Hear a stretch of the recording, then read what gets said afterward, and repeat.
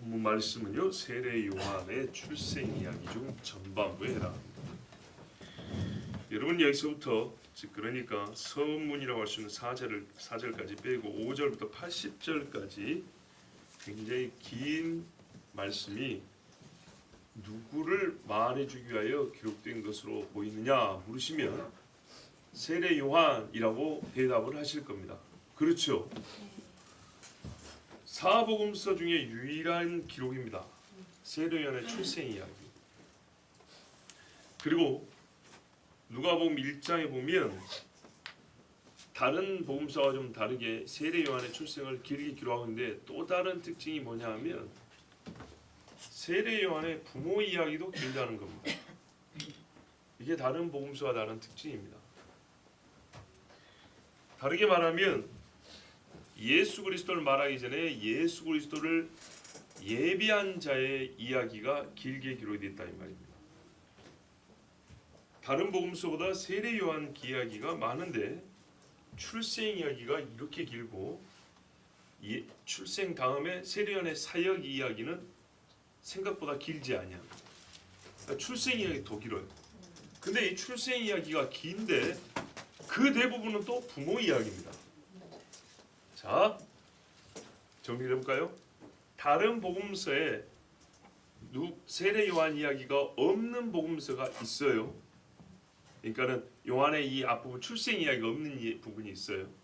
근데 세례 요한 이야기가 이렇게 길게 기록이 되어 있는데 그것도 사역보다는 출생 이야기고 출생 이야기도 요한의 어린 시절 뭐 이런 거라기보다는 그의 부모 이야기가 대부분이고 좀 특이하죠. 왜 이렇게 말씀하셨을까를 생각해 보면 곧 하나님께서 요한 이야기를 하시고 싶은데 요한 이야기를 함에 있어서 그 부모 이야기를 하고 싶은 겁니다. 세례 요한과 관계하여 우리에게 해주고 싶은 말씀인데 부모 이야기를 해주려고 하는 겁니다. 다시요. 제가 오늘 컨디션이 조금 안 좋아가지고 말이 이렇게 좀 매끄럽게 가야 되는데 다시요.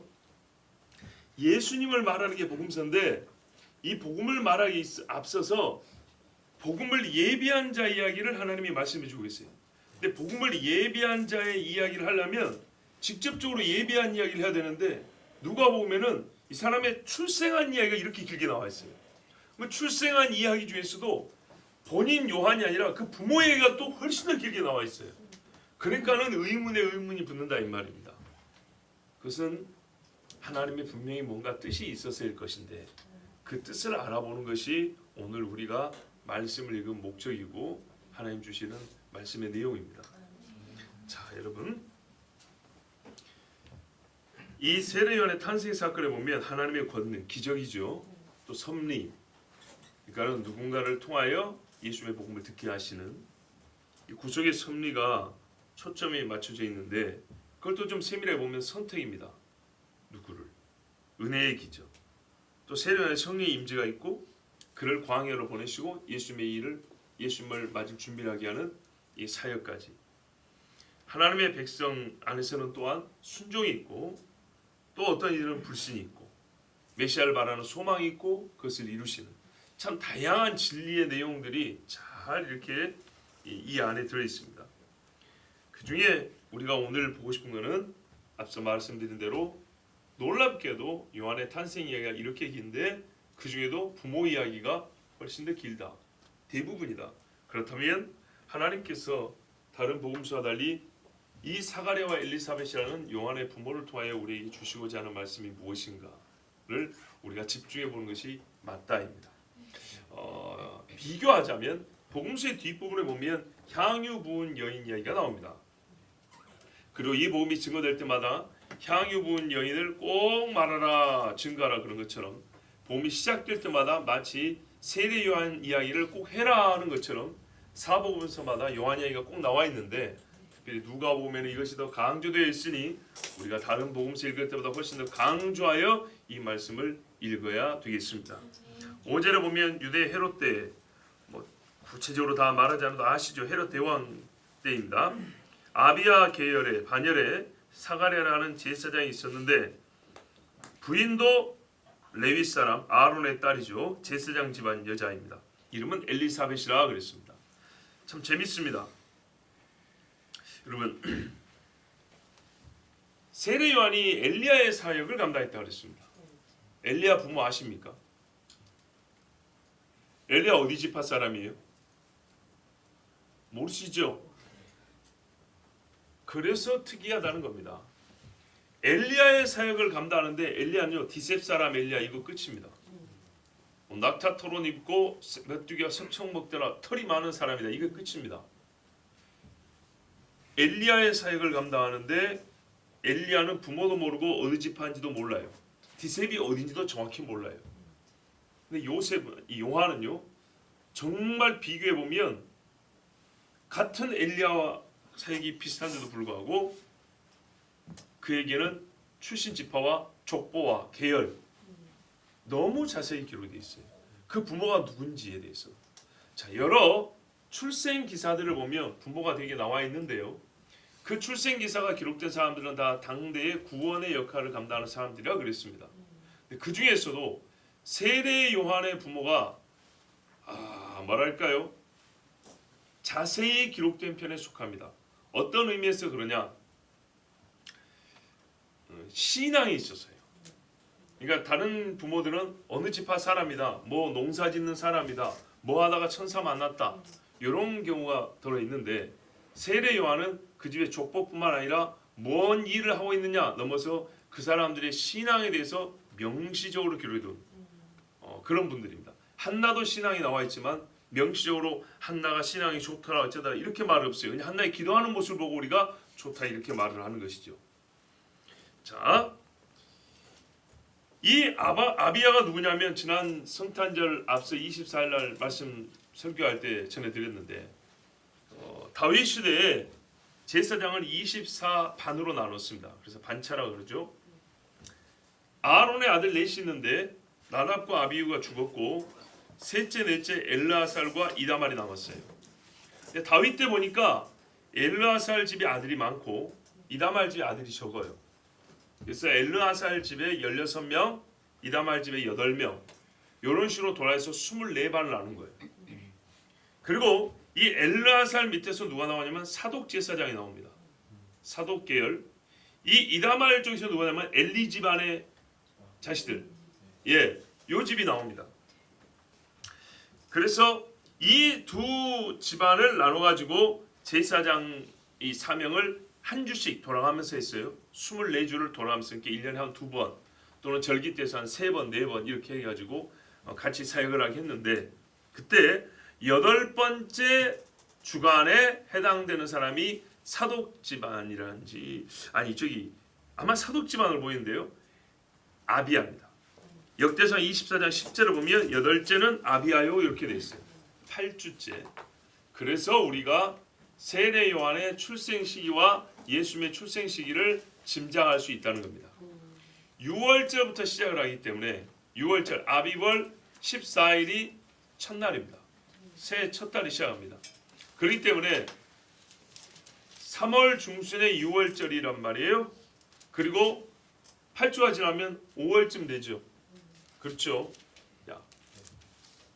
그때 세례 요한이 잉태했다 생각해 보세요. 그리고 6개월 있다가 예수님이 잉태됐다고. 그럼 어떻게 됩니까? 예수님이 한 11월쯤 그때 잉태됐겠죠. 그러면 언제 출산하겠어요? 9월 말이나 10월 초쯤 되겠죠. 그래서 예수님의 출산 시기는 초막절, 절기, 가을이라는 겁니다. 가을. 자, 하여튼 이 두 사람이 첫째 레위 지파 사람들입니다. 레위인입니다. 그리고 사가랴는 제사장입니다. 레위 지파 사람 하니까 떠오르는 사람이 있어요.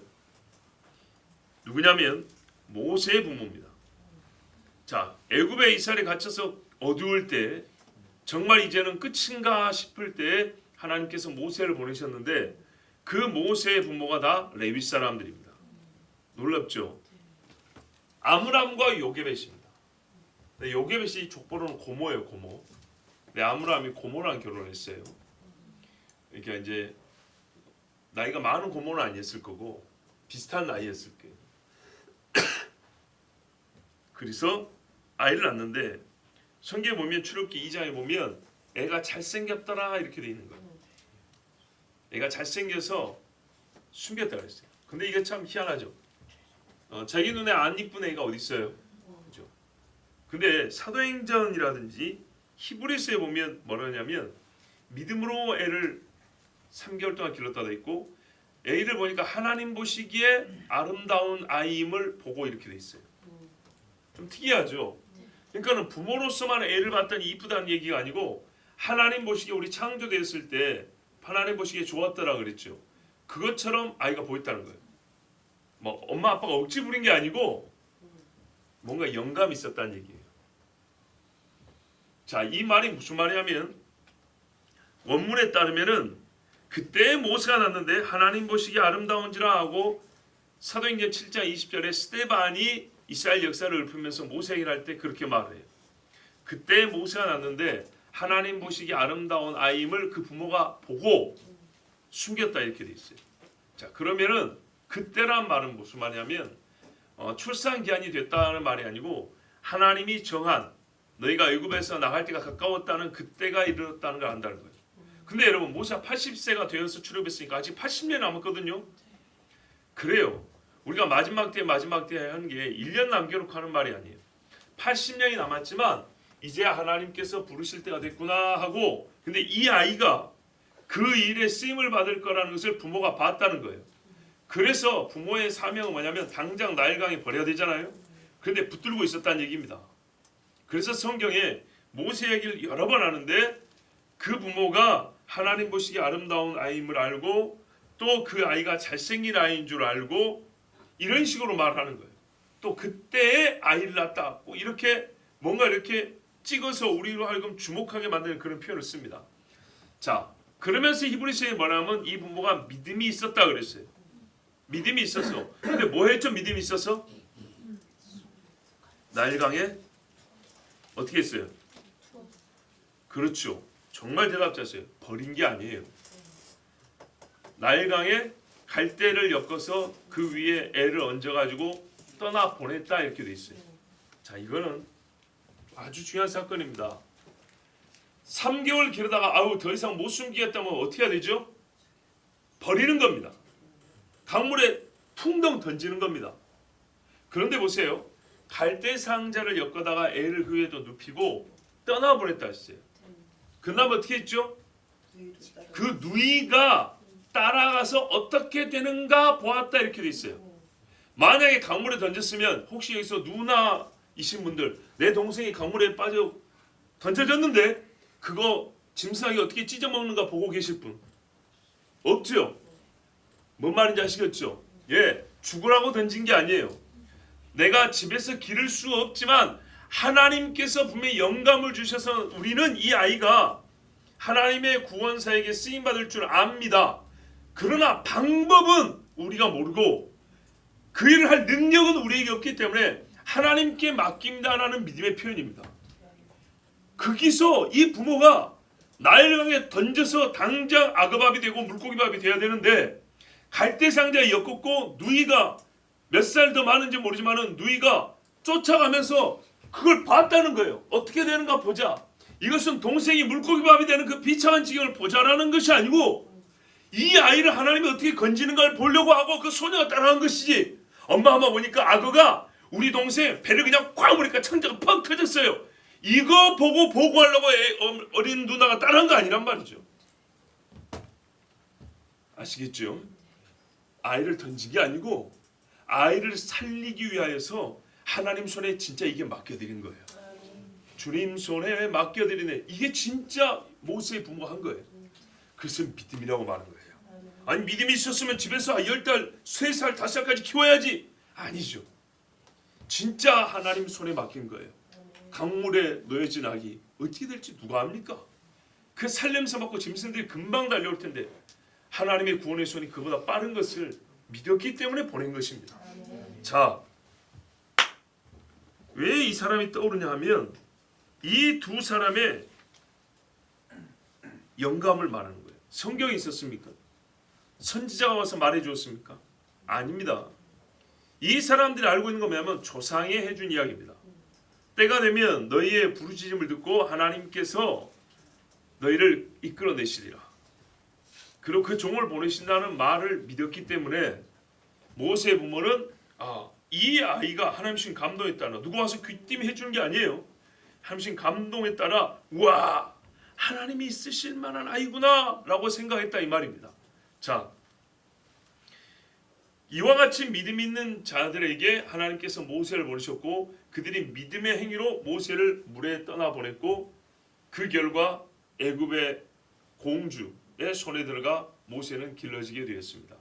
그런데 모세가 애굽의 공주의 손에 길러졌지만 애굽 사람으로 큰 것이 아니라 히브리 사람으로 컸다는 것을 우리가 다 알고 있습니다. 이 일에 있어서 모세의 부모의 영향력은 지대합니다. 어머니 요게벳이 애를 젖먹이면서 히브리 사람인 것을 가르쳤고 세상 여호와는 40이 되어서 충격을 받고 깨달았더니만 성경은 어릴 때부터 히브리 사람을 알았다고 되어 있어요. 그리고 어른이 돼서 실제로 몸을 움직여 자기 동족을 구하고자 했던 것이고, 자, 이 부모가 어려운 시기에 히브리 산파들과 같이 하나님을 두려워하고 하나님의 영감을 따라서 이 조그만 아이에게도 아무것도 할 수 없는 아이지만 하나님이 이 아이를 통하여 우리를 구원하실 거라는 믿음과 소망을 가지고 믿음으로 행했다고 돼 있어요. 그런데 그 후손이 바로 누구냐면 사가랴와 엘리사벳이라는 겁니다. 어두운 때 하나님께서 이 백성을 살리려고 구원자를 보내실 때 그 길을 예비함에 있어서 사가랴와 엘리사벳을 하나님 쓰시는데 마치 옛적에 같은 레위지파 조상인 아므람과 요게벳을 보는 것과 같습니다. 어떤 의미에서 그러냐면 이 두 사람을 하나님이 가리켜 말씀하시는 말씀은 의로운 자라 그랬다는 거예요. 성경이 믿음이 없는 자를 의롭다고 말하지 않죠. 그런 성경의 정의에 따르면 의로운 자는 항상 여호와의 계명과 율례에 복종하는 자, 지키는 자들입니다. 근데 오늘 말씀에 뭐라고 되냐면 이 두 사람은 하나님 앞에 의로운지라 주의 모든 계명과 율례를 흠없이 행하더라 그랬어요. 아므람과 요게벳이 부부로서 같은 믿음을 갖고 있었습니다. 두 사람의 마음과 말이 나누지 아니하였습니다. 그것처럼 사가랴와 엘리사벳을 설명할 때도 그들 두 사람이라고 이렇게 말합니다. 사가랴는 제사장이니까 자기 직무가 그러니까 믿음이 있어야 하고 깨끗해야 하고, 그냥 엘리사벳은 부인이니까 그냥 뭐 집에 있어서 그냥 믿음이 좀 부족해도 되고, 그것이 아니라요. 둘이 똑같은 믿음을 가지고 있다 했습니다. 모세에 대해서도 부모가 똑같은 믿음을 갖고 있었습니다. 자, 우리가 가정생활 해보면 경험하시죠. 얼마나 중요한가. 두 사람이 같은 믿음을 갖고 있으니까 아들을 낳았을 때 이 아이를 어떻게 기를 것이냐가 다르고요. 제사장이 제사로 나왔는데 엘리사벳 역시도 그 제사하는 동안에 같이 기도하면서 똑같은 경건성을 유지했다는 겁니다. 왜? 여러분, 그래서 성경이 너무 중요해요. 창세기를 알면 그럴 수밖에 없어요. 둘이 한 몸이 된지라 그랬다고. 그래서 두 사람이 같이 의로웠습니다. 두 사람이 같이 레위 사람이고 두 사람이 같이 의로웠고 두 사람이 다 계명과 율례를 지키기에 흠이 없었다고 되어 있어요. 이 일을 결코 무시하지 마세요. 하나님의 은혜는요, 정말 하나님이 선택한 자에게 은혜를 베푸시지만 또 뭐라면 내가 받을 자에게 준다고 그랬어요. 하나님이 어떤 사람을 의롭다 하냐, 하나님 앞에 의로운 자는 절대 잊지 마세요. 여러분, 신약입니다. 주의 계명과 율례를 지키는 사람입니다. 저는 사가랴와 엘리사벳에 관한 말씀을 이렇게 읽으면서 고민이 생겼어요. 이미 다 말씀드린 건데, 야, 이 사람들 이야기가 이렇게 기냐? 그리고 이 사람들 이야기가 그 기원부터 이렇게 자세한 이유가 뭘까? 이유가 어디 있을까? 원인이 어디 있을까? 즉, 하나님이 세례 요한 이야기를 함에 있어서 그 부모 이야기를 잠깐 한 것이 아니라 세례 요한 이야기를 함에 있어서 이 부모 이야기가 필수고, 부모 이야기를 제대로 모르면 세례 요한 이야기도 제대로 모르는 거다. 즉 사가랴와 엘리사벳 이 두 사람을 통하여 우리에게 하나님이 하시고자 하는 말씀이 뭘까? 뜻없이 말을 낭비하는 분이 아니잖아요, 하나님. 그래서 그 고민을 한 것인데, 바로 그래서 제가 아까 모세 부모 이야기를 한 겁니다. 이제 정리를 해드릴게요. 세례 요한이 어느 지파 사람입니까? 오늘 처음 하신 분도 있죠. 레위 지파는 아버지가 제사장인 걸 생각했지만 지파로 따지면 레위 지파죠. 그러면 세례 요한이 만약에 광야로 안 나왔으면 뭐 했을까요? 제사장이었겠죠. 그죠? 어떤 제사장이었을까요? 훌륭한 제사장이 됐겠죠. 어떤 의미에서 훌륭합니까? 그 아버지 사가랴와 같이 하나님의 계명과 율례를 흠없이 지키는 제사장으로서. 자, 예수님 당시 제사장들 어땠습니까? 하나님의 법 없지요. 이 지파 단위로 한번 얘기해 볼까요? 레위 지파가 유다 지파의 사자의 길을 예비하게 되었습니다. 레위 지파 사람이 원래 하나님 앞에 분을 받아서 성막을 지키는 충성스러운 종으로 사역을 해야 되는 것입니다. 그리고 레위 지파는 하나님의 집에 거하기 때문에 하나님께서 그들을 각별히 친근히 대하시고, 그래서 우리가 이렇게도 말할 수 있죠. 친구라고도 말할 수 있습니다. 왜 그러냐? 세례 요한이 그랬잖아요. 신랑이 기쁘고 영광 받을 때 나는 거기 신랑의 친구로서 함께 기뻐하고 나는 쇠도 되고 그는 흥하여야 한다 그랬어요. 자, 레위 지파는요 그렇게 부름받은 사람들이에요. 종으로 부름받았지만 이 종의 직무를 충실할 때 하나님이 친구로 여겨주는 복을 받은 사람이 레위 지파 사람이에요. 그 중에서 제사장은 더욱 친근하고 더욱 하나님께서 가까이 하는 사람들입니다. 자, 뭔가 조금 감이 잡히십니까? 요한과 예수님의 관계를 모형과 예표의 성막제사로 한번 이해해 보겠습니다. 레위인이 만약에 없다고 하면 어린 양이 스스로 번제단에 올라갈 수 있습니까? 레위인이 예수님을 못 박는다는 의미가 아닙니다. 각기 고유한 의미가 있어요. 제사장은 제사장대로, 양은 양대로. 예수님이 이 두 가지를 다 갖고 계시죠. 근데 예수님의 양의 측면에서 한번 생각해 보세요. 양의 측면에서 예수님이 이제 하나님께 드리는 제물이 될 때 양은 단독으로 하나님의 제물이 될 수 있냐 이 말입니다. 그렇지 않습니다. 그러면 제사장은 양 없이 나는 제사장이니까 하나님께 나갈 수 있습니까? 불가능합니다. 양과 제사장이 반반의 기능을 한 것이 아니라 각기 고유한 사역이 있는데요. 이 고유함이 이쪽에게 함께하고 이곳의 고유함이 여기에 함께하고 이렇게 해서 자기들의 직무가 완성이 됩니다. 즉 양의 사명을 감당함에 있어서는 제사장의 도움을 반드시 받아야 합니다. 제사장으로 취임함에 있어 또 제사장의 도움을 받습니다. 보십시오. 예수님이 제사장이죠. 근데 제사장으로 취임할 때 누구의 도움을 받았냐면 세례 요한의 세례를 받았습니다. 아론이 제사장으로 취임할 때 모세가 도움이 되었습니다. 맞지요? 자, 예수님은 양이고 제사장인데 시간적으로는 2000전에 오신 분입니다. 그리고 하나님의 구속의 섭리 안에서는 하나님의 종으로 오신 분입니다. 그래서 이분이 공식적으로 하나님의 종의 사역을 감당할 때는 뭐냐면 제사장의 위임과 제사장의 안수, 제사장의 도움이 있어야 합니다. 근데 어떤 제사장인가요? 세상의 속물근성에 빠져있는 제사장? 자기가 법인 제사장? 아니죠. 하나님의 거룩한 제사장에 의하여서 예수님이 양으로, 깨끗한 양으로 인정이 되고 하나님의 또 다른 제사장의 사명을 감당하신 종으로서 기름 부음이 있어야 된다는 얘기입니다. 인정이 돼야 된다고요. 그 일을 위하여 하나님이 한 사람의 제사장을 준비해 놨어요. 그 사람이 세례 요한입니다. 그 제사장의 역할을 하는 사람이 세례 요한인데 그 사람을 또 준비하고 이 땅에 태어나게 한 사람이 누구냐면 그 아버지 어머니 사가랴와 엘리사벳입니다. 이스라엘의 다윗이 왕이 될 때 다윗을 세울 제사장이 필요했습니다. 사무엘, 슈엘입니다. 내가 여호와께 구하였다. 또 여호와께서 들으셨다입니다. 그러나 그는 엄밀히 말하면 레위 지파도 아닙니다.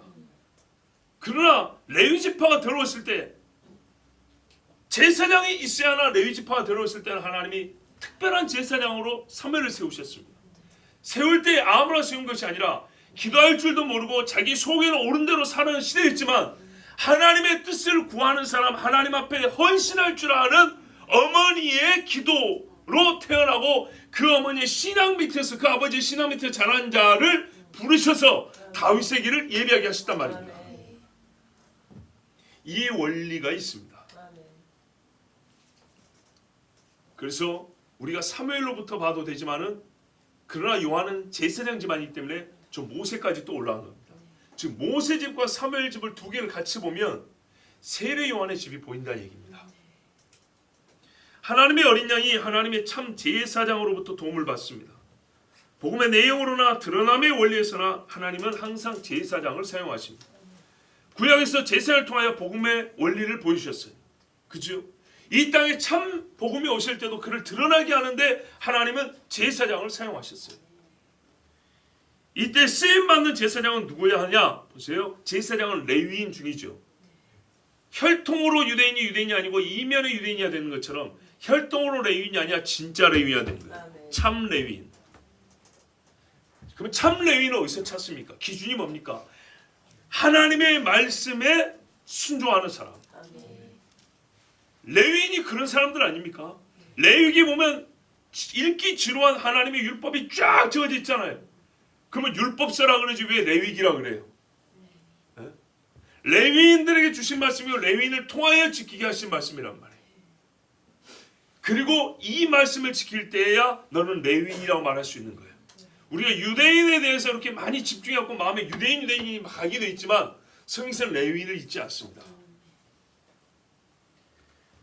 참 레위인이어야 참 제사장이 됩니다. 그리고 여러분, 참 레위인과 참 제사장이 나시린을 선지하고 나시린을 돕고 나시린을 감독하고 나시린을 인정합니다. 세례 요한이 나시린이지만은 본질적 나시린은 누구냐면 예수님입니다. 완전히 하나님께 바쳐진 사람이죠. 십자가에 죽기까지 바쳐진 사람 예수님이 나시린 중에 나시린입니다. 그런데 그 나시린을 돕는 자도 역시 성경에 보면 제사장입니다. 세례 요한도 나시린이지만은 우리가 여기서 사역을 좀 구분하자면 참 나시린으로서 모든 것을 바친 예수님을 돕는 자는 제사장이 하는데 그 제사장의 사명을 감당한 자가 세례 요한이라는 말입니다. 자, 이제 우리가 세례 요한이 어떤 일을 감당했는지 알게 됐습니다. 그런데 이 일을 행하는데 누구의 도움이 있었다고요? 그 아버지, 어머니 사가랴와 엘리사벳의 도움이 있었다는 겁니다. 제가 성경을 보고 짧지만 인생을 살면서 분명히 확인한 바가 있습니다. 부모와 자식이 똑같을 수는 없습니다. 그러나 부모가 잘못한 건 반드시 부모 잘못입니다. 각기 다른 인생입니다. 그러나 부모가 잘하면 자식이 분명히 잘합니다. 이 잘못과 잘함에 대한 너무 포괄적이지만 그 구체적인 내용들은 여러분 충분히 이해하실 겁니다. 그래서 제가 양심적으로 이렇게 고백할 수밖에 없습니다. 저희 집 애가 셋인데 신앙생활 하거나 여러분과 이렇게 일반적으로 생활하면서 잘못하면요 저를 욕하세요. 애도 나무라지만 저를 욕한 데서 제가 전혀 불만을 안 가질 겁니다. 왜? 성경이 그렇더라고요. 맞아요. 자식이 잘못한 거는 확실히 부모 잘못이에요. 부모를 속이고 잘못하더라도 부모 잘못이에요. 그렇게 인정하시는 게 맞습니다. 자식이 잘하면 그 부모도 칭찬해 주세요. 맞아요. 분명히 독립적인 인격체인데 반드시 성관이 있어요. 세상 어떤 것보다도 가장 강력한 인과성이 있어요. 이 아이가 이 잘한 행동에 있어서 뭐가 원인이 됐을까? 원인이 100가지가 있어도 99개를 다 버텨도 부모 나 하나 못 이겨요. 이놈의 새끼가 이런 성품을 가진데 이런 못된 남을 속이고 거짓말하는 이런 입술을 가진데 어디서 영향을 받았을까? 친구의 영향, 어디서 영향 다 모아도 부모 영향 못 따라가요. 그래서 제가 그렇게 생각했어요. 맞다. 내 새끼가 잘못해서 교인들이 목사가 잘못해서 그러지 이렇게 여기도 나는 입을 열지 않고 맞습니다라고 그렇게 말하겠다.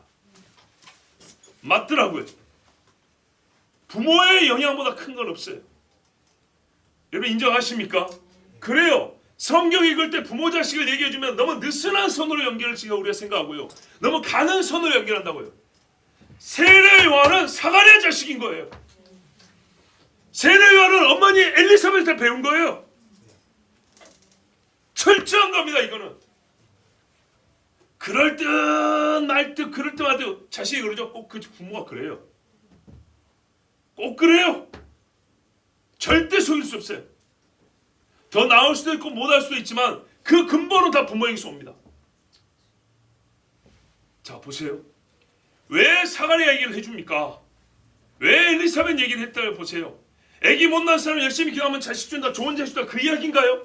아닙니다. 제사장 이야기하고 있어요. 레위인 이야기하고 있어요. 레위인과 제사장과 메시아의 관계를 얘기하고 있어요. 그런데 그 레위인이 메시아의 길을 예비하는 것인데 어떤 레위인인가를 말하고 있어요. 요한 같은 레위인이야 돼요. 근데 그 요한 같은 레위인, 요한 같은 제사장이 어디서 왔는가를 지금 성경은 굳이 말을 해주고 있어요. 그냥 그 아비가 제사장이었다, 족보만 말해주면 될 것을 족보가 아니라 신앙을 얘기해주고 있어요. 이때도 보세요. 어떤 제사장들이 많고 어떤 바리새인들이 많고 유대인들이 어떤 신앙관을 가지고 살았는가. 근데 때가 어느 때인데 말이죠. 당대를 보면 최현대거든요. 세계 최강의 로마와 함께 살고 있는 현대라고요. 현대. 그때 당시 2000년에 여기에 최고 현대라고요. 그런데 이 사람들 그 시대에 따라가지 않았어요. 하나님의 계명과 율법 그 1500년 전 이야기 아니요. 그 광야 시대 이야기 아니요. 그 출애굽할 때 이야기 아니요. 그런 소리 안 했어요. 참 나시린, 참 레위인, 여러분 영원히 갑니다. 성경 보세요. 요한계시록 12장 17절에 용이 여자에게 분노하여 돌아가서 그 여자의 남은 자손 곧 하나님의 계명을 지키며 예수의 증거를 가진 자들과 더불어 싸우려고 바다 모래 위에 섰더라. 여자의 남은 자손이 누구라고요? 그냥 그리스도인 이렇게 뭉뚱그려서 얘기하지 마세요. 그러니까 신앙이 애매모호하고 뭉뚱그려지는 거예요. 성경대로 하나님의 계명과 예수의 증거를 가진 자들 그랬어요. 교회 다니는 사람 아니에요. 찬송가에 예수 믿는 것은 받은 증거 많도다. 예수 믿는 증거가 있는 사람과 하나님의 계명을 지키는 자들을 남은 자라고 분명히 그랬어요. 요한계시록 14장 12절 13절에 성도들의 인내가 여기 있나니 그들은 하나님의 계명과 예수에 대한 믿음을 지키는 자니라. 자 보세요. 또 내가 들으니 하늘에서 음성이 나서 이르되 기록하라. 지금 이후로 주 안에서 죽는 자들은 복이 또다 하시매 성령이 이르시되 그러하다. 그들이 수고를 그치고 쉬리니 이는 그들의 행한 일이 따름이라 하시더라. 아멘. 자 누구를 성도라고 부릅니까? 마지막에 순교하고 그들의 행한 일에 따라서 상급을 받는 사람들을 성도라고 했는데 그들 속에 뭐가 있다고 말합니까? 하나님의 계명과 예수에 대한 믿음을 지키는 자 이렇게 말했어요. 이 두 가지 함께해서 성도라고 불렀어요. 자 우리 예수 믿으니까 율법 무시해도 됩니까? 아니란 말이에요. 아니란 말이에요. 용이 누구와 싸우죠? 하나님의 계명을 지키는 자들. 너는 나 외에 다른 신들에게 절하지 말라를 지키는 자들과 싸우는 거예요. 하나님의 계명이 사라졌습니까? 안 사라졌습니다. 이 땅에서 하나님의 계명을 멸시하는 자가 없을 때 신자도 멸시하는 자가 있으면, 그러니까는 이 땅에서 하나님의 계명이 사라지면 신자도 없어지는 겁니다. 성도의 수고와 행한 일에 하나님의 계명이 절대 빠지지 않습니다. 뭐래요? 이 사람들의 성도인데 행한 일이 있어 수고하고 그 행한 일에 대하여 내가 상급을 준다 할 때 그 행한 일의 내용이 뭐냐? 하나님의 계명을 지키는 거예요. 하나님의 계명과 예수의 증거, 예수에 대한 믿음은 결코 분리되지 않습니다. 같이 붙어 있습니다. 하나님의 계명을 지키는 참 레위인에게 어린 양의 길을 준비할 자가 되게 하셨습니다. 세상 끝날에도 세상이 부정하는 하나님의 계명, 세상이 싫어하는 하나님의 율례를 지키는 자가 예수 오실 길을 예비하고 예수님을 마주봅니다. 오늘 아침 교육자 경건의 시간에 전도사님 말씀 전하는데 베드로서 3장 11절에 있어요. 주의 날이 가까이 온다 그랬어요. 근데 뭐라 하느냐? 거룩한 행실로 깨끗함으로 그 날을 준비하라 이렇게 돼 있어요. 거룩한 행실은 뭐예요 도대체? 기준이 하나님의 계명이에요. 그 뒤에 뭐냐면 사모함으로 이렇게 돼 있어요. 거룩한 행실이 있는 자 사모하게 돼 있어요. 사모하는 자 하나님의 말씀 계명을 준수할 수밖에 없는 거예요. 그 요한계시록 나온 그 사람들이란 말이에요. 여러분 마지막 주님 오실 때 그렇다면 2000년에 이 땅에 주님 오실 때는 주님이 누구를 마주하셨을까요? 성전에 시몬과 안나가 율법을 어겼다고 생각하는 사람 손 들어보세요. 성전에 시몬과 안나가 메시아 볼기를 원하지 않았다고 생각하는 분들 손 들어보세요. 메시아 볼 날을 사모했던 사람들이죠. 사모했기 때문에 그들은 있었어요. 성전에 붙어있고 하나님의 계명을 지키는 사람들이었어요. 사가랴와 엘리사벳 마찬가지예요. 왜 이 시대에 굳이 경건할 필요가 있습니까? 왜 이 현대 시대에 굳이 하나님의 계명을 지킬 필요가 있습니까? 언제 주님 다시 올지 모르기 때문에. 마지막에 주님도 도적같이 오시지만 2000년 전에도 예수 오시는 아무도 몰랐어요. 사실상 도적같이 오신 거였어요. 저 베들레헴 마구간에 오실 줄 누가 알았습니까? 고작 몇 사람 알았어요. 똑같아요. 원리는 그때나 지금이나 고작 몇 사람 아는 거예요. 그런데요, 복받은 자가 누구냐? 미리 아는 사람들이 있어요. 어떤 자가 미리 알죠? 하나님의 계명을 지키는 자가 미리 아는 겁니다. 하나님이 미리 알려줍니다. 왜? 그들을 통하여 준비케 하기 때문에. 얼마나 큰 복인지 보세요. 세례 요한이 얼마나 복받은 자입니까? 그 부모가 누구도 지키지 않는 계명, 고르반 내가 하나님께 드릴 걸 부모에게 드렸으면 그거 입싹 닦고 이렇게 가는 사람이 많은 시대에 철저하게 하나님의 말씀을 지키고 흠이 없더라. 그래서 하나님 보시기에 의롭더라. 이런 사람들이니까 어떻게 해요? 최소한 6개월 먼저 알았어요. 직접적으로. 왜요? 네 자식이 이거 바보가 아니면 다 알아먹지요. 예, 엘리야의 심을 가지고 메시아기를 준비한다 그랬어요. 그 메시아기를 준비하는 자가 여기 있었고 마리아가 들어올 때 내 뱃속에 애가 메시아의 어머니가 오는 소리를 듣고 춤췄다 했어요. 뭐 사가랴와 엘리사벳 알아요 몰라요? 알지요. 예수 모실 날 미리 알 수 있냐고요? 압니다. 보세요. 미리 보여줬잖아요. 성경에 기록되어 있잖아요. 압니다. 어떤 사람이 아니야. 하나님의 계명을 시대 불문 정확하게 지키는 자가 압니다. 나의 계명을 가지고 지키는 자, 나의 계명을 사랑하는 자, 내가 그를 사랑한다 그랬어요. 사랑하는 자에게 내가 숨기겠냐 그랬어요. 보세요. 소돔과 고모라가 멸망할 때 하루면요 한 식구가 살고도 남을 시간이었어요. 아브라함에게 내가 숨기겠냐 그랬어요. 왜? 아브라함은 나를 보시고 아브라함은 나의 마음에 합한 자고 나에게 순종한 자고 하나님이 숨길 수가 없었어요. 알려줍니다. 얼마나 큰 복인가 보세요. 그런데 우리가 부모됨의 복, 계명을 지키는 것, 죄의 날을 사모하는 것 우습게 여기니 이거는 큰 죄입니다. 우습게 여기지 않는데요. 아니요. 제가 더 크게 생각해야 돼요. 훨씬 더 곱하기 100으로 크게 생각해야 돼요. 그런데 그들에게는 아이가 없더라. 자, 뉘앙스가 어떠세요? 단순한 사실을 전달합니까? 안타깝죠. 이렇게 믿음이 좋고 이렇게 선하고 의로운 사람인데 아이가 없다는 게 안타깝죠. 그럼 여기서 알아야 될 게 있어요. 아이가 있는 게 복입니까? 저주입니까? 복이죠. 얼만큼 복이에요? 이런 사람에게는 당연히 있어야 되는 거예요. 이런 사람에게는 없다는 건 저주로 여겨질 정도로 큰 복이라는 거예요. 바로 이 인식이 부족하다는 거, 하나님의 계명이 없는 세대라는 걸 말해주는 거예요. 보세요. 이 사람들이 처음부터 나이가 많은 사람이 아니에요. 100살 먹고 태어난 사람도 아닙니다. 젊어서부터 애를 가지려고 했는데 아기가 없는 겁니다. 그리고 나이가 먹어서 이제는 가지기가 어렵게 된 겁니다.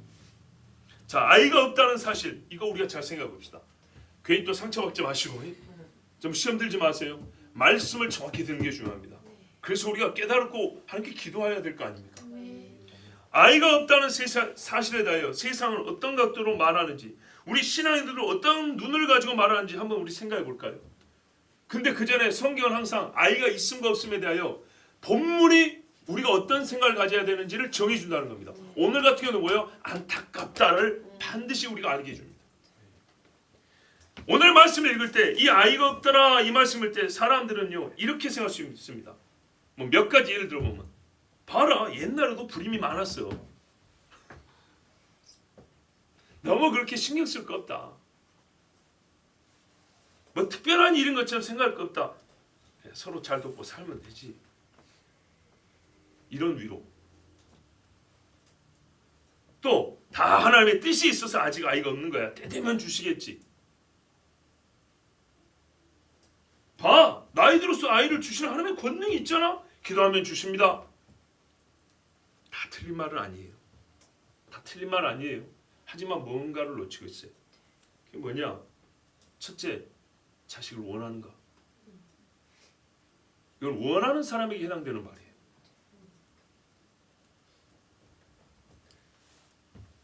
아이 없는 부부가 아이를 원할 때 할 수 있는 위로에 속합니다. 맞습니까? 본인들이 아이를 원하지 않으면요, 이건 위로도 아닙니다. 두 번째요, 자식이 있고 없고가 있는 것과 없는 것의 문제일 뿐입니까?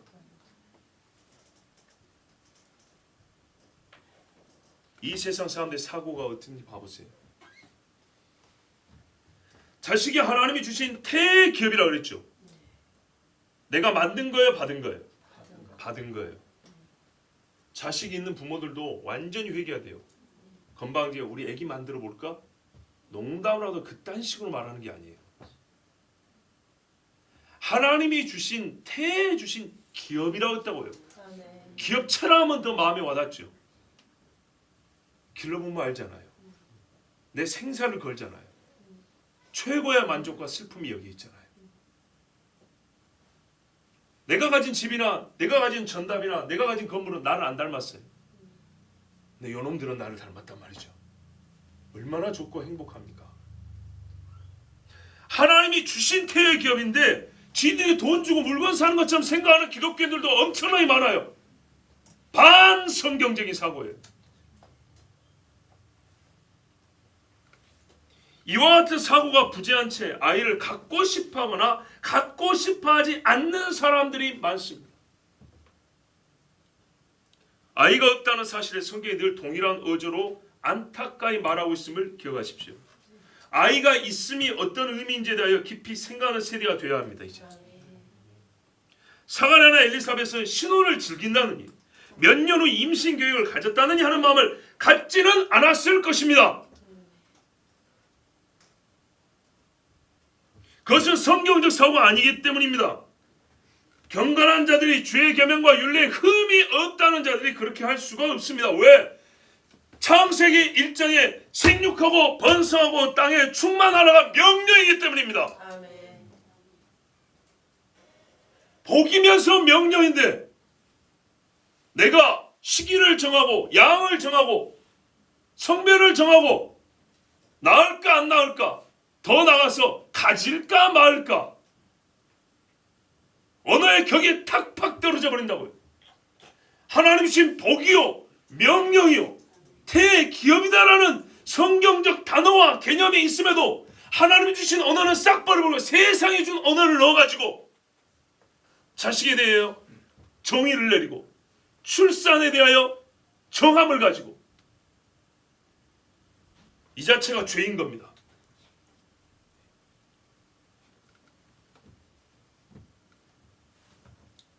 그래서 이 세대의 이 악한 마음들은 분명히 책망을 들어야 합니다. 세상 끝에 성도라 부름을 받는 사람들은 하나님의 계명을 지키는 자들이라 했습니다. 세상 끝에 사는 자들이기 때문에 정말 우리가 오늘 말씀이 얼마나 중요한지 몰라요. 그래서 첫째로 그리스도인들에게 말씀을 전합니다.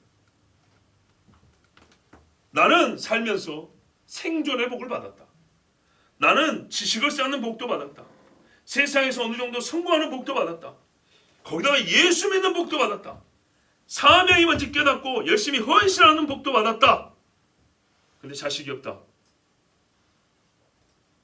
자식 얻는 복은 아직 못 받은 거예요. 정의를 정확히 해야 돼요. 왜? 주시는 거다 그랬거든요. 나는 그 복을 아직 못 받은 거예요.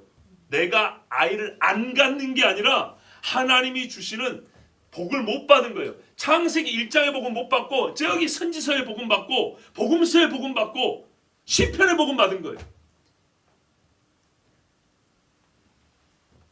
그러면 얼마나 갈급함이 생깁니까? 얼마나 사모함이 생깁니까? 창조부터 주어진 복을 못 받았다. 하나님 앞에 얼마나 간절히 매달리게 됩니까? 총각 때부터 배워야 돼요. 정말 여러분 생각해 보세요. 우리가 얼마나 사람의 생각으로 건방지게 하나님 앞에 창조주, 진화론은 반대, 그러면서 누가 결혼해가지고 5년 동안 애를 안 갖겠다? 누가 그딴 사고를 집어넣어준 거예요 이게.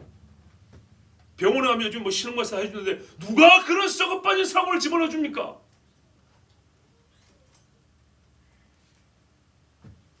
사람들이 아이를 만든다고 말하지만 자식은 여호와의 주신 기업이라고 했습니다. 앞으로 우리 교회는 절대 그런 말 쓰지 마십시오. 자식이 없으면 나의 모든 소유, 기업을 물을 자가 없음이니 기업 그 자체로서 자식도 없고 물질과 영의 유업을 받을 자도 없는 겁니다.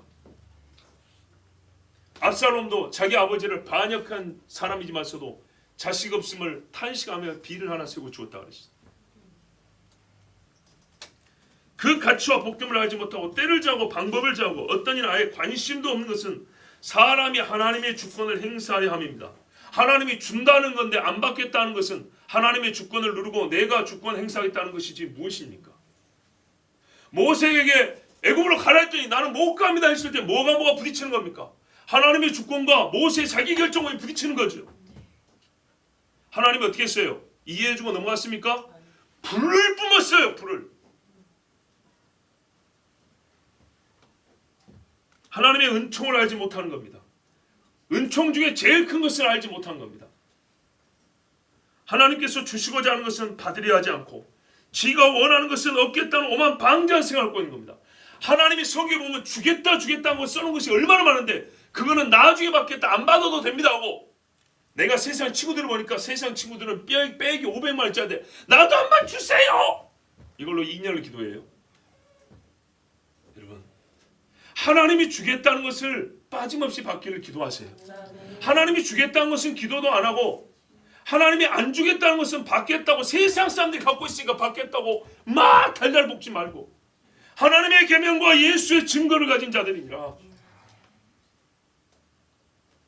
둘째로 생명을 경시하는 모든 신자 또는 불신자들에게 쉽게 임신하고 어렵지 않게 떼어내버리고 아무 사람하고나 잠자리하고 거룩한 몸을 더럽혔으므로 그 몸에 신선한 생명을 주시지 않습니다. 여러분 한번 물어봅니다. 왜 요즘에는 불임이 많을까요?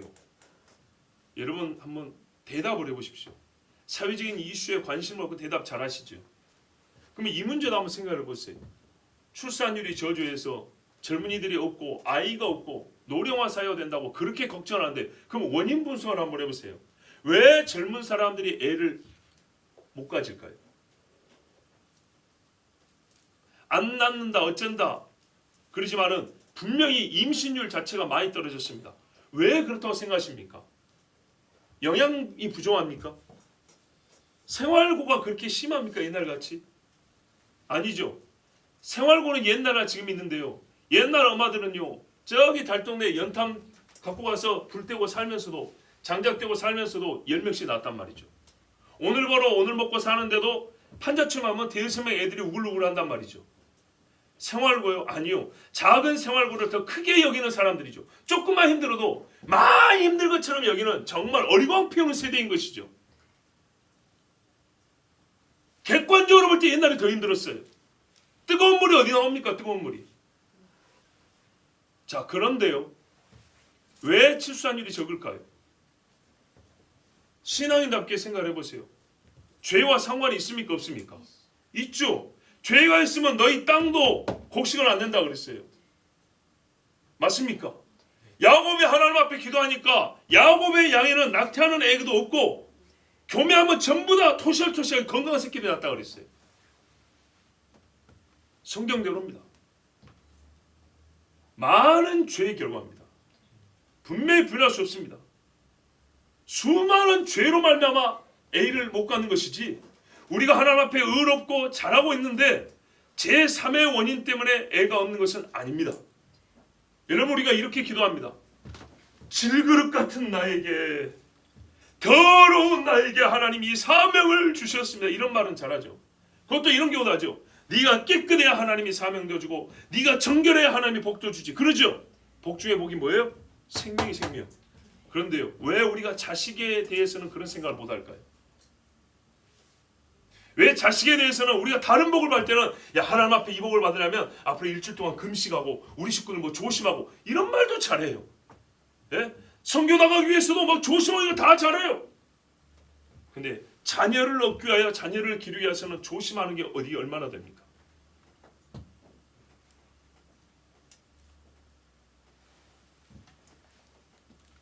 더러운 그릇에 복음을 담을 수 없다고 말한다면 더러운 육체의 생명의 유업을 담아 기르겠다는 생각도 가지면 안 됩니다. 분명히 하나님의 뜻입니다.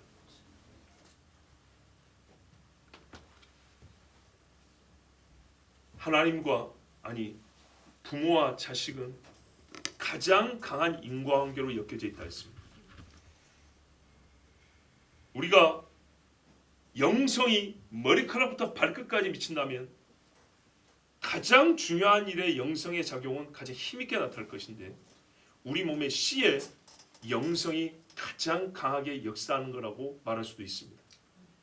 유전자지만은 사람의 영성은 유전자에 달려있지 않습니다. 말 그대로 영에 달려있습니다. 영은 영으로입니다. 그러므로 총각 때, 처녀 때 어떤 영성으로 신앙생활을 하느냐, 결혼하여 자식을 가지기 전에 부부가 어떤 영성으로 아므람과 요게벳이 한 마음으로 모세를, 사가랴와 엘리사벳이 한 믿음으로 율법을 지킨 것과 같이 그렇게 생활하느냐 안 하느냐는 완전히 다릅니다. 자, 이와 같은 신앙 정신을 가지고 사모하는 자라야 하나님의 계명과 율례를 아는 자요 지키는 자입니다. 창조의 복. 솔직히 우리 중에 해당 사항이 되는 분들이 많이 있지 않습니까? 우리 집만 해도 그렇습니다. 하나님이 떠오르게 하면 설교하고 떠오르지 않으면 설교하지 않겠습니다 했습니다. 왜냐? 저희 집사람이 앞에 있고 여러분에게 이게 덕이 될지 마음에 거리낌 될지 알지 못하기 때문에, 그래서 설교를 준비할 때는 쓰지도 않고 그냥 덮어놨는데 자꾸 떠올라서 하나님 그러면 설교하는 순간 떠오르면 하나님의 뜻인 줄 알고 말하겠었는데 정말 지금 갑자기 떠올랐습니다. 아이 셋 낳고 넷째를 임신했는데 형편이 어려워요. 정말 먹고 살기가 어려웠어요. 아는 집사님의 마이너스 통장을 빌려서 1,000만 원 빚을 지고 겨우 먹고 살고 있었어요. 근데 넷째를 임신했어요. 저희 집사람이 낙태한다고 그랬어요. 나 몰래 와서 낙태하면 나는 그날부로 목회 그만둔다고 그랬어요. 진짜입니다. 그것 때문에 다투고 괴로워했습니다. 여기는 우리 처남이 그랬어요. 낙태하려고 처남한테 돈을 빌려 하는데 처남이 그랬어요. 누나야, 우리 처남 그때 솔직히 교회도 잘 안 나올 때, 누나야 그래도 누나는 목사님 부인이잖아. 다른 사람 몰라도 누나는 그러면 안 되지. 신앙이 이렇게 차이 난다고 생각했는데 동생이 옳은 말을 해줬어요. 그래서 누나가 양심이 찔림을 받고 마음을 정하지를 못하고 있는데 2달인가 됐을 때 유산이 되어버렸어요. 저는 마음이 너무 아파서 초음파 사진을 한동안 갖고 다니고 이름도 지어놓고 슬픔을 담아서 시도 짓고 막 그랬어요. 그 요즘도 가끔 그럽니다. 그 동생 하늘나라에 있다. 나는 걔 얼굴 보려고 나는 천국 가야 한다. 나는 그 날을 기다리고 있다 그랬어요. 그런데 그 뒤로 형편도 어려우니까 임신하지 않으려고 피임기구를 했는데 그 다음에 문제예요. 몸 안에 요만한 게 자랍니다. 하나님 앞에 기도했어요. 진짜 이만큼 자랐어요. 기도해서 하나님이 없애주셨어요. 수술을 없애주셨다고요. 그리고 우리 임경근 목사님도 오셔가지고 막 가정예배 얘기해줬죠. 그때 우리가 우스개로 했지만 정말로 저는 하나님 주신 태의 기업이니까 정말 자식이 또 있었으면 좋겠다. 닮았는데 묘하게 다르잖아요. 다른데 같잖아요. 얼마나 행복합니까? 그런데 임신이 안 됩니다. 우리 아이 셋은요 임신이 엄청 잘 됐어요. 너무 우리가 흔히 하는 말로 너무 아이가 잘생긴다 했어요. 근데 임신이 안 됩니다. 그때 저희 집사람이 한 말이 있습니다. 내가 그때 못된 생각을 가지고 하나님이 안 주시는가 보다.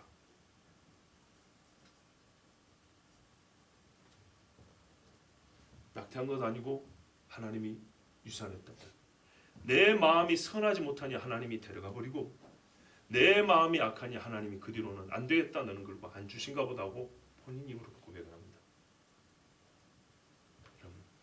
오늘 이 문제에 대해서 더 이상 말할 필요 없어도 확실하게 정리라고 해야 합니다.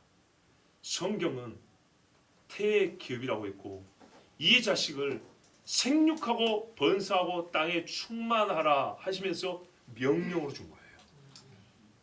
생육하고 번성하고 땅에 충만하라가 물건으로 채우라는 얘기가 아니고 어딜 가나 우리의 흔적을 남기라는 얘기가 아니에요.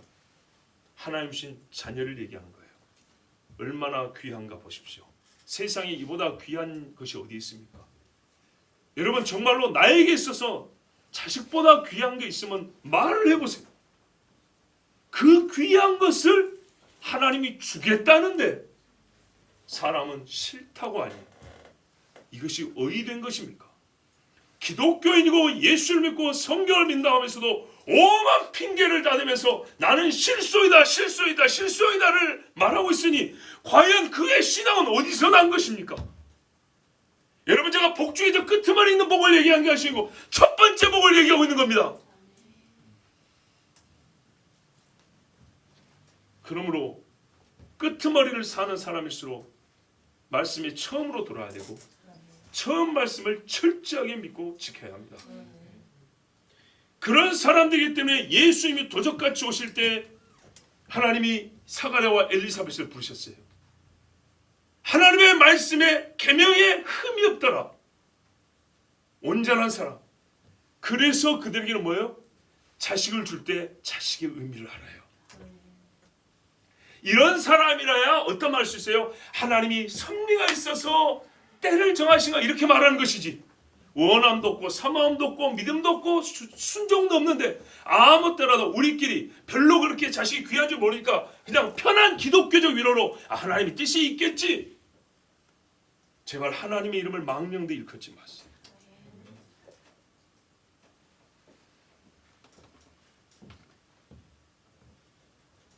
사가랴와 엘리사벳은 주의 계명과 율례를 지키는 참 레위인이었으나 자식이 없었습니다.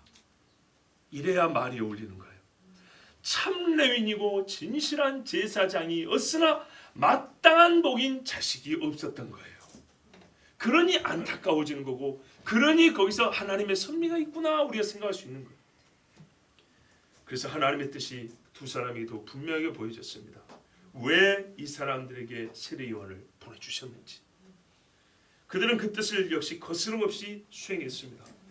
요한을 모세처럼 광야로 내보냈습니다. 사무엘처럼 하나님 앞에 올려드렸습니다. 그들의 자식이 참 레위인이 되게 하였으며 참 나실인이요 어린 양을 섬기게 하였습니다. 사가랴와 엘리사벳으로부터 들려오는 하나님의 음성입니다. 기도하겠습니다.